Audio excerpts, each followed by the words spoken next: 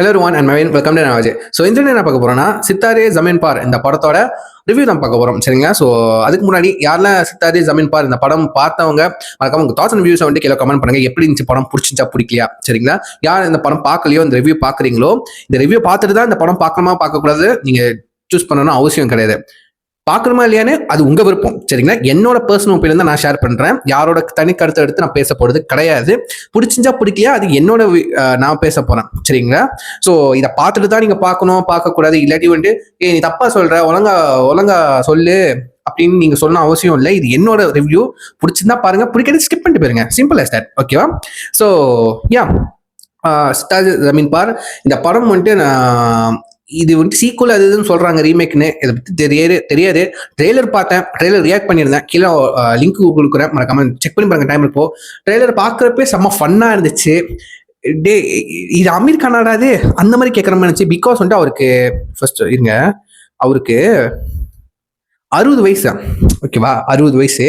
இந்த படம் எப்போ ஷூட்டிங் எடுத்தாங்கன்னு எனக்கு தெரியல. 2023 நினைக்கிறேன். 60 வயசு. மனசு 60 வயசு மாதிரி இல்லைங்க, அவ்வளவு யங்கா இருக்குது. என்னமோ 30 இயர்ஸ் மாதிரி இருக்காரு, 30 வயசு மாதிரி இருக்காரு. ஃபர்ஸ்ட் பிளஸ் பாயிண்ட் இந்த படத்துக்கு. ஓகேவா? ஸோ அந்த ட்ரெய்லர்ல பார்க்கும்போது நான் சொல்றேன், ட்ரெய்லர் பார்க்கும்போது செம்ம ஃபன்னா இருந்துச்சு. ஸோ 60 வயசு மாதிரி தெரியல, 30 வயசு மாதிரி இருக்கு. அந்த கேரக்டருக்கு செம்ம அடாப்டான ஒரு பர்சன் அமீர் கான் சார். அதுவும் இல்லாம அவரை வச்சு ட்ரெய்லர்ல பார்த்தோம், அவரை வச்சு கலாய்னு கலாய்க்கிறானுங்க டிசேபிள் பர்சன்லேருந்து. ஓகேவா? அந்த ட்ரெய்லர்லேயே பார்த்துட்டோம். அவர் வந்துட்டு ஒரு ஒரு சொல்லக்கூடாது, ஒரு வீணா போன கேரக்டர். இந்த பர்சன்லாம் இருக்கணுமாடா அந்த மாதிரி எல்லா ஃபேமிலிக்கிட்டே திட்டு வாங்குற ஒரு கேரக்டர். ஓகேவா? குடிச்சிட்டு போய் போலீஸ் வண்டியில் அடிச்சு ஏன்டா இங்கே நிப்பாட்டின வண்டி அந்த மாதிரி கேட்கறதா இருக்கட்டும். கடைசியில கோர்ட்கிட்ட போய் கோர்ட்ல ஆர்டர் கொடுக்குறாங்க, இந்த மாதிரி நீங்க டிசேபிள் பர்சனுக்கு வந்துட்டு நீங்க எத்தனை மாசம் வந்துட்டு கோச்சிங் பாஸ்கெட் கோச்சா இருக்கணும் அப்படின்னு சொல்லிட்டு அந்த பைத்தியத்துக்கு கோச் பண்ணணுமா அப்படின்னு சொல்லி டிசேபிள் பர்சனே வந்துட்டு பைத்தியம் சொல்லுவாரு. அதுக்கும் ஃபைன் வாங்கிட்டு உட்காருவாரு.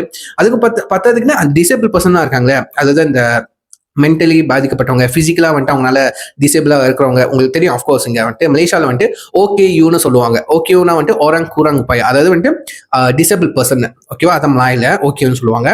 ஸோ அந்த அந்த அந்த பசங்களே வந்துட்டு ஒரு கலாய்ப்பானுங்க. ஓகேவா? வீட்டில் வந்துட்டு கட்டன்னு கலாய்ப்பாங்க. அவர் வந்துட்டு மனசை வந்துட்டு கட்ட ஷார்ட் ஹைட் வந்துட்டு கட்ட. ஓகேவா? அது ரியல் லைஃப்ல அதே வந்துட்டு படம் முழுக்க கலாச்சிக்கிட்டே இருப்பாங்க. செம்ம ஃபன்னா இருக்கும். ஓகேவா? ஸோ ட்ரெய்லர் பார்த்தேன், எனக்கு பிடிச்சா அதை வச்சுதான் நான் போனேன். அதுக்கு போய் பார்த்தேன். கிட்டத்தட்ட படம் வந்துட்டு ஒரு 2 hours மேலதான் வருது. ஓகேவா?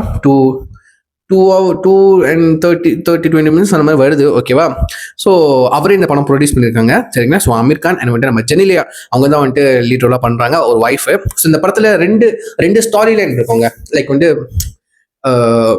டிசேபிள் பர்சன் வந்துட்டு அவங்க வந்து பைத்தியமோ அந்த மாதிரி கிடையாது.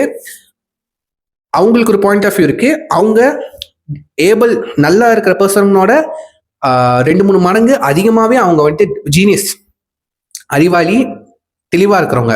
ஓகே? கிளியரா இருக்கிறவங்க டிசேபிள் பர்சன். சரிங்களா? நார்மல் மனசனோட அவங்க தான் ரொம்ப ஜீனியஸ், ஐக்யூ லெவல் அவங்களுக்கு தான் ரொம்ப கூட இருக்கு. ஓகே? அதுவும் இருக்கு. நீங்க வந்துட்டு அண்டர் எஸ்டிமேட் பண்ணக்கூடாது யாரையும் வந்துட்டு, அந்த டிசேபிள் பர்சனை அண்டர் எஸ்டிமேட் பண்ணக்கூடாது.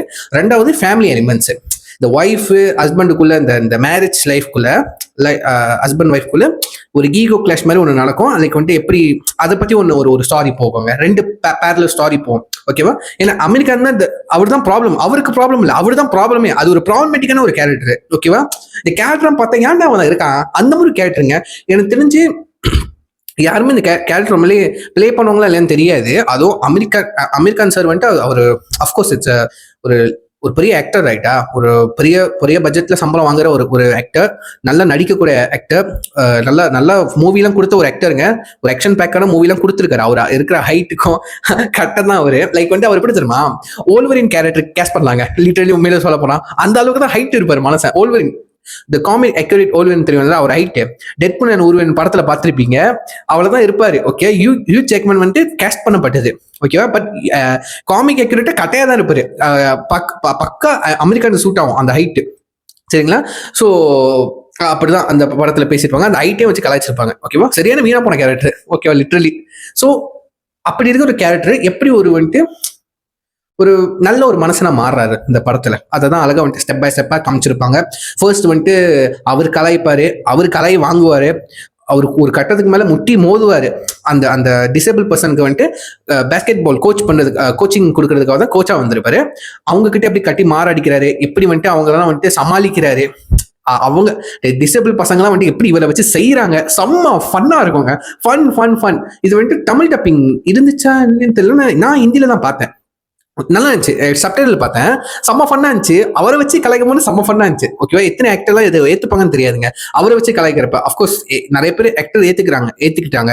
நம்ம சூப்பர் ஸ்டாரா இருக்கட்டும், தளபதியா இருக்கட்டும், அவரை அவங்கள வந்துட்டு படத்துல கலாய்க்கும் போது இப்போ யோகி பாபு வந்துட்டு தளபதி விஜய் வந்துட்டு வாரிசு படத்துல கலாய்ச்சிருப்பாரு, பீஸ்ட்ல கலாய்ச்சிருப்பாரு. ஓகேவா, தலைவரை வந்துட்டு என்ன ஜெயிலர் படத்துல கலாய்ச்சிருப்பாரு யோகி பாபு. அதெல்லாம் வந்துட்டு அவங்க பெருசா எடுத்துக்க மாட்டாங்க. ஓகேவா, அது கேரக்டர், ரைட்டா? ஸோ இந்த மாதிரிலாம் இருக்கும்போது ஆப்வியஸ்லி இது வந்துட்டு எனக்கு ஒரு நார்மலாக தான் தெரியுது, பெருசாக எனக்கு தெரியல.